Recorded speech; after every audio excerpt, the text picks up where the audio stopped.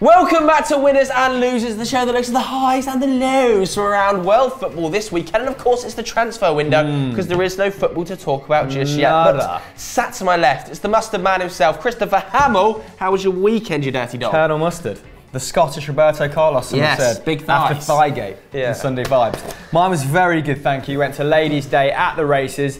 Burnt my fiver. How was yours? I see that you have a new dog. Oh, I've got a new dog. Hound in the Tomlinson family. And what a good-looking dog it is too. Ziggy Stardust. There are rumours. This is Jack Russell. In my opinion, it's a beagle crossed with a dachshund. Beautiful looking thing. All I can say is there's a picture on screen now. Doesn't get better than that. Hold on, is it better looking? Is it cuter than Van Straten's new pussy? Yes, it is. Pato has got a new pussy. Sushi. Poll it. But is it Ziggy or is it Sushi? Let us know in the poll. Another reason I'm a happy boy, though, is that United have signed Romelu Lukaku officially. Oh, it's finally happened. For £75 million and a rumoured £15 million in add-ons. Of course, this comes after Chelsea matched our £75 million and £15 million add-on bid and, in fact, offered him more wages per week. But the Mino Raiola effect was in full flow. Of course, Edward is best friends, kissing cousins with Mino Raiola, I think some would call it. I know all about that down south, my boy. So we chucked him a big load of cash and Romelu became a Manchester United player. Of course, best friends with Paul Pogba, agent Pogba working overtime in LA. Loads of videos of them training together, loads of reaction videos of him signing as well. He did get arrested over the weekend for a noise complaint.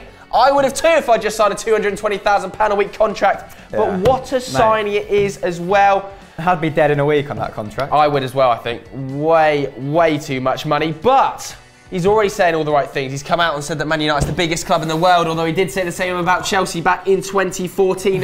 He's of course been talking to Pogba for many months about the move, about Manchester United. He's a big fan of Jose Mourinho, who actually, although people think they fell out, they didn't fall out. Jose let him go. It was the first bloke to text him when he'd left. Good luck. Hope to see you in the future. Good move for Man United, in my opinion. And he's already in the US for our pre-season tour. He is, mate. And this is a guy who scored 1 in 2 goals for Everton. The 4th player to score over 80 goals in the Premier League before turning 24. He's keeping good company there with the likes of Michael Owen, Robbie Fowler, and Wayne Rooney. He's just gone to Everton as part of the deal. Yes. Lukaku's also one of only 3 players to have scored more than 10 goals in each of the past 5 Premier League seasons I have down here, along with Olivier Giroud. Who else? Sergio Aguero. Ding, ding, ding, Joseph. Now, a big problem for United last season was their shot conversion. They're actually 17th in the table when it came to that particular statistic. That is tragic. Ibrahimovic was their highest player in that regard, converting 15% of his shots. Now, Lukaku will definitely improve this. He was on 23% last season. That's double Marcus Rashford. Yeah, Marcus Rashford wasn't clinical. That continues into this season, so United can put together a title challenge, make it a little bit more interesting at the top. Now, this is a guy who also scored 40% of Everton's goals. Big hole to fill. So, a huge hole. I'm not sure if Wayne Rooney, a 31-year-old Wayne Rooney, whose appearances in the Premier League have been waning ever since probably 2013-14, is quite good enough at the moment, in his current state, to fit that hole. So rumour has it they're still after Giroud. Have you heard anything else on the grapevine? I think Gylfi Sigurdsson's very close to joining the club. £30 million, which is another insane move, although we are going to talk about Everton in a little bit, so let's not get onto him too much, Christopher. Okay, I agree. But let's hope Sandro Ramirez is fast, because if he plays a front 3 of Rooney, Sigurdsson and Ramirez, then the Spaniard better be gassed. Anyway, as you said, Lukaku was arrested, but will he be United's breakout star? Oh! What a terrible segue. Next season, will he win in the league? Let us know in the comments below. This week, our first losers are Chelsea. Why is Antonio Conte fuming, Joseph? He's broken rule number 1, Christoph. He sent a dick pic way too soon. I mean, Diego Costa, of course, received a text from his manager saying he wants him out of the club. And now Conte could well need Diego Costa, having missed out on his #1 target, Romelu Lukaku. In fact, Conte is so fuming with the board, he is set for a make-or-break meeting today. It wouldn't be the first time Conte has quit over transfers either. Did it at Bari, of course, and it wouldn't be the first time he has had a make-or-break meeting with the Chelsea board. Of course, it was last December when he nearly got sacked by the club after a few poor results. Roman Abramovich throwing his toys out of the pram, but he has managed to pull off one signing. Antonio Rudiger signs the 24-year-old from Roma, German international. What that means for the future of Kurt Zouma, I'm not too sure. Although, I did put that on Twitter. Yeah, although Cahill is 32 and David Luiz isn't getting much younger if I was either. a mid-table Premier League side, I'd go straight in for Zouma. I would as well. Southampton, get rid of Van Dijk, get your money, get your 70 mil, have a look at Kurt Zouma, see if you can get him in for 20 to 25, would be a hell of a bit of business. But it now seems that he might have to apologise to Costa anyway, because Costa is desperate to move to Atletico Madrid, and there are rumoured fees of £22 million, which is quite frankly disgusting for a player of his ability. The other options he now has, Alvaro Morata you think is being one, and Belotti potentially the other. Although Belotti, £85 million buyout clause seems a lot. The club are in talks with Fernando Llorente of Swansea fame, and of course Atletico Bilbao fame. And of course, the most dangerous eyes in the Premier League. But you have to say, he is nothing more than a backup option for a top 4 team. Absolutely. I mean, he'd surely be a short-term option until they could re-evaluate that position in January. 100%. For me, they have to be going all guns blazing for Morata, who very clearly wanted to leave, but I know you're going to talk a little bit more about him. I do, mate. We've barely touched upon him this transfer window, so I'm very excited to talk about the little-known Spaniard. Sarcasm alert. But yes, apparently Mourinho was very keen on the Morata move, wasn't he? But was that just smoking mirrors for the Lukaku move? You guys were moving like fucking ninjas behind the scenes. Ed Woodward, chief snake, doing what he does best, getting the deal done by any means. But yes, apparently Perez was playing hardball with Manchester United over Alvaro Morata, not entertaining bids of 16, 17, demanding £80 million for a guy who only started 22 odd games last season. Did make 40 appearances in total. Not bad considering the talent in that squad. But not a starter, 80 million. Quite a tall ask. Anyway, Perez, famously not a fan of Man United, is it? No. When was the last time you bought someone from Real Madrid? I'm not too sure. A long time ago. I mean, especially since the De Gea deal. The De Gea deal was completely bid after bid for De Gea, haven't you? And it's definitely rubbed him up the wrong way. However, Chelsea fans, apparently you're putting together a £133 million double swoop for Morata and James Rodriguez. Just not happening, is it? Because you need wide talent. Yeah, really desperate for it. But let's compare the two Spaniards. Alvaro Morata completing 1 goal per 90, the best in the Real Madrid team, better than the BBC. That is far superior to Costa's 0.6. True. He's also completing 1.5 aerial duels per game to Costa's 1, so a little bit more of a traditional target man. Huge. Costa works the channels. I wouldn't say Alvaro Morata necessarily has that in his locker. More of a point man, isn't he? More of a classic number 9. Yes. However, he's completing more take-ons, Alvaro Morata. So, you know, not bad techers either for a big man. Let's just leave it at that. But who would you have, guys, in your squad? Would you reconcile with Costa, or would you go bid for Morata? Chelsea fans, football fans, let us know in the comments below. Whilst Madrid might lose Morata, they are in our winners today because they're on the verge of a double swoop hamster. They are. Theo Hernandez from Atletico Madrid and Dani Ceballos from Real Betis. Yes. Now, I know you're going to talk about Ceballos, player of the tournament at the under-21s. That looks like a hell of a transfer, so I'll take Hernandez. Now, the 19-year-old cost Real Madrid 24 million from rivals Atletico. Bit of a tenuous one across the city. Yeah. The old mattress makers, Atletico Madrid, they weren't happy about this one, were they, the fans? Because the left back looks like a hell of a prospect. I think it's the first player that Perez has signed for Atletico Madrid as well. It is indeed. So there's a bit of history for you. Now, in all likelihood, the 19-year-old has been bought in as a long-term replacement for Marcelo at that left back berth. But Marcelo's only 29, Joseph, so still has a lot of gas left in that Brazilian tank of his. He also got 10 assists last season. That's insane. The highest in the league was Luis Suarez with 13, so that's an incredible return from left back. But let's compare their numbers both defensively and going forward, because Theo Hernandez already looks very sound at the back. He's completing 1.6 interceptions and tackles per game. That's the same as Marcelo, but he's getting beat by his opponent far less. That's 0.8 times a game to 1.3. Now, Theo Hernandez, he can learn a lot from Marcelo going forward. Marcelo, as I said, he got 10 assists in the league and Theo only got 3. However, he was playing for Alaves. You Yeah, expect true. that to improve at a side like Real Madrid. Alaves, very defensively sound, had an incredible record against the top 3 or 4 teams, but he'll be given more licence to go forward at Los Blancos. However, saying that, Theo Hernandez does complete more dribbles than Marcelo, at 2 to a game to Marcelo's 1.8, which I was very surprised about. Now, I think this is a really good signing, really savvy bit of business. Another good bit of business is undoubtedly Dani Ceballos. After watching him at one game in the under-21s, I was thoroughly convinced he's going to be world class. He does indeed hamster an 18 million euros on a 6-year contract. This looks a snip. He's in Madrid today having his medical, but at the time of recording, it's not complete and official just yet. The heart rate monitor is still attached. 20 years old and, of course, player of the tournament, like you said, at the under-21 championships. Bearing in mind the likes of Saul Niguez were playing at that, it's an impressive feat. Yep. Past winners include Juan Mata, Pirlo, Luis Figo, but you do have to wonder what this means for the likes of Mateo Kovacic at Madrid. Struggled for game time last season and a phenomenal player himself. 3 years older than Ceballos. I'm going to pop a radar on screen right now showing that he could do a job for any top team in Europe. Let's just have a comparison of the two. Now, Ceballos is creating 1.5 chances per 90. Kovacic, 0.9. Ceballos, 1.4 key passes per 90.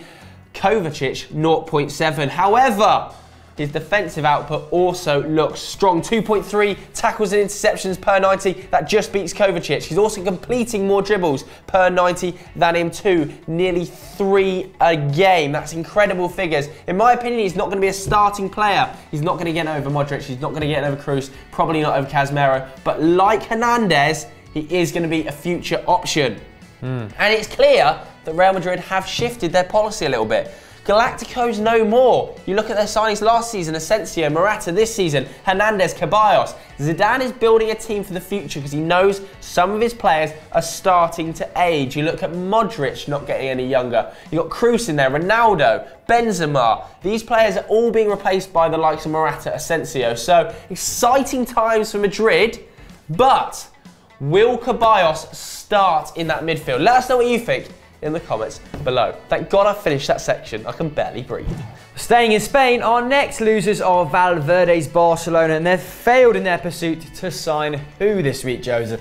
Because the mind boggles. Yes, it truly does. It's Tottenham reject Paulinho. Now, Barca fans are not impressed by this one. Barca offering 20 million euros to Guangzhou Evergrande out in China, and it being rejected, of course. Guangzhou want 40 million euros. That is his clause in his contract, and he won't move for any less, they say. Now, Barcelona's biggest problem last season, their biggest downfall, was their failure to capture key targets. They ended up with the likes of Paco Alcacer, Andre Gomes, Samuel Umtiti, Lucas Digne, Jasper Cillessen, Denis Suarez. That cost just over £100 million. Now, Umtiti aside, most of them didn't live up to the billing. Their last major signing was Luis Suarez back in 2014 for about £75 million, which now looks like a steal. But you look at some of their other dealings, even the likes of Arda Turan left a lot to be desired. With other big clubs, Man United, Man City, Madrid, Juventus, Bayern Munich, they're all making big name transfers. Barcelona are in serious danger of being left behind, Hamster. Yes, they are seemingly running the risk of falling behind some of their biggest rivals in Europe when it comes to snapping up the hottest prospects on the continent. Bayern have signed Tolisso from Lyon, Manchester City have signed Bernardo Silva, even United signing Lukaku is a huge signal of intent. Obviously with that add-ons could become a world record transfer fee. Barcelona don't look to be operating anywhere near that level. Miles off with this bid for Paulinho. Now, Paulinho in the last year has looked an absolute baller for country, but how can you justify that price tag when you're playing in China? There's no way someone is coming back to Europe for 40 million euros, especially when prior to this they were in for someone like Verratti.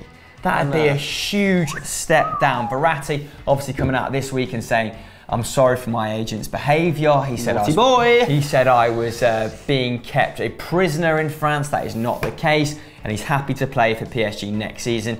So that whole transfer saga seems to have been brought to a finish. Now, let's not forget at various points last season, especially in the Champions League, their lack of strength in depth really came to the fore, didn't it? We look at that big away loss to PSG 4-1. We look at the two-legged tie against Juventus where they didn't look like winning whatsoever. And you couple that with the average age of the squad, and all of a sudden things are becoming very alarming for Valverde's side. Messi is now 30, Iniesta is 33, Rakitic is 29, Busquets has just turned 29. And as you said, those signings that they made last season, they were players who weren't ever going to progress the club. They were players who weren't going to rock the boat, weren't going to make life difficult for Luis Enrique in his last season. So there could be a huge chasm in terms of talent and the players, young players they have at the club. Sorry. Now we think they should be going for players like Dybala, but he's just signed a new contract, and Mbappe, who is seemingly staying in Monaco for another year. I don't think they can afford him. So where are they recruiting from? I know, I think a new stadium's going to cost them big time. Hurt them in the pocket big time. But guys, we're not sure who they should go for. Are you? Let us know in the comments below.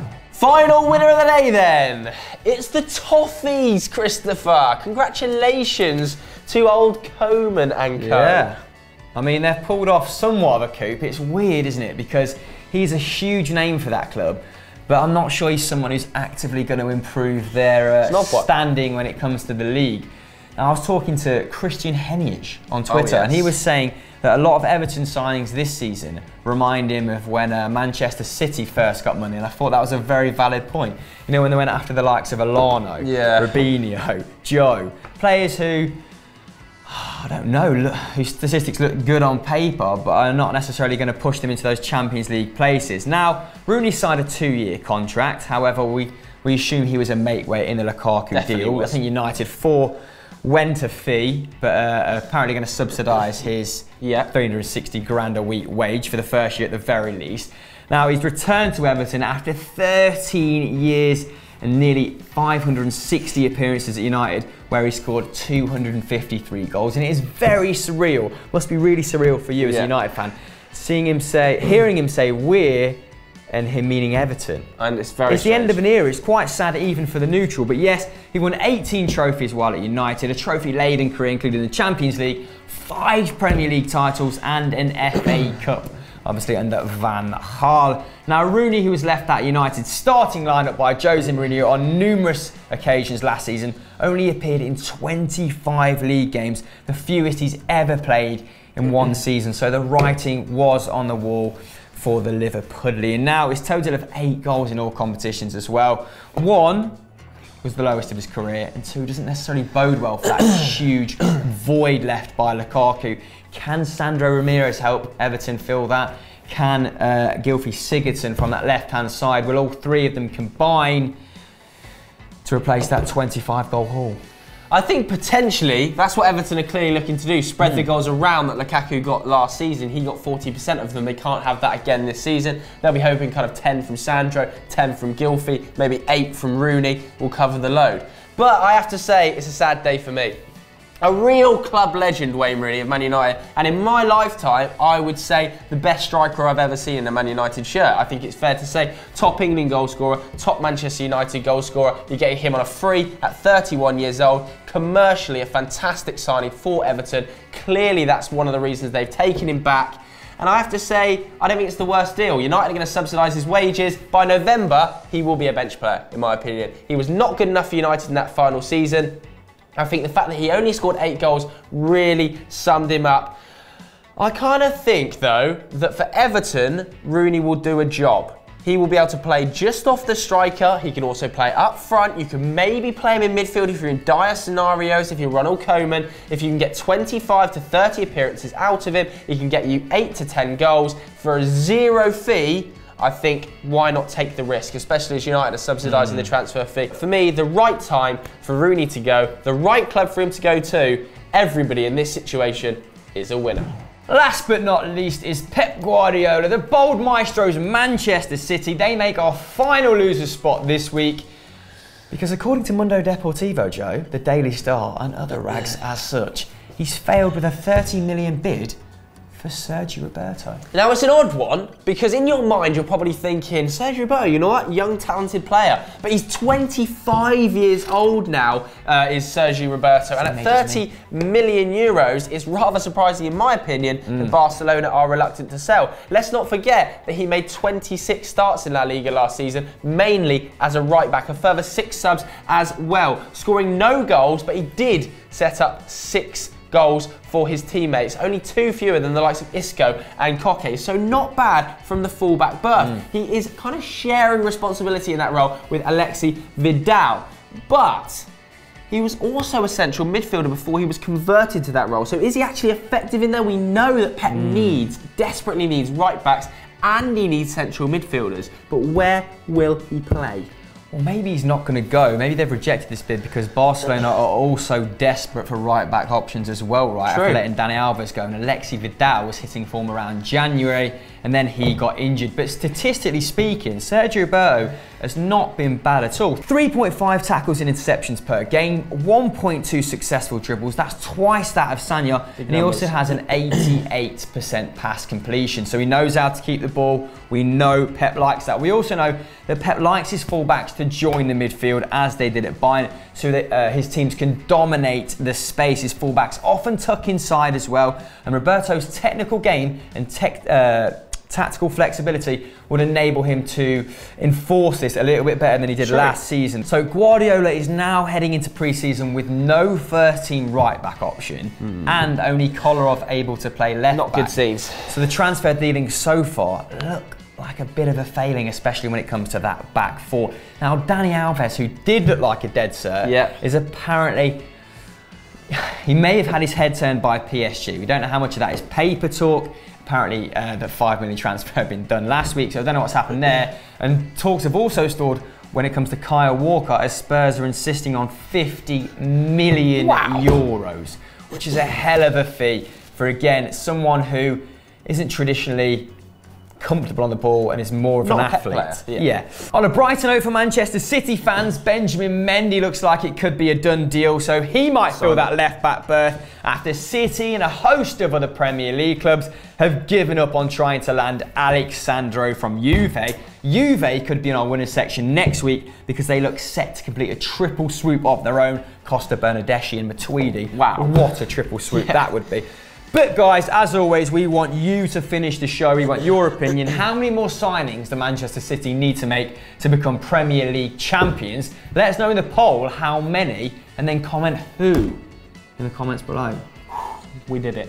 So that's all we've got time for on today's winners and losers, but who have we missed out? Who should we have included? Let us know in the comments below. And I'm hearing in my ear from a producer that doesn't exist, I don't even have an earpiece, that people should be watching Stat Wars next Hamster. What happened? They should. I'm not going to spoil it because it was an epic. Yes. Let's just say Hamill came to the fore when it mattered most. Ooh. And as always, guys, don't forget to like and subscribe. Sayonara.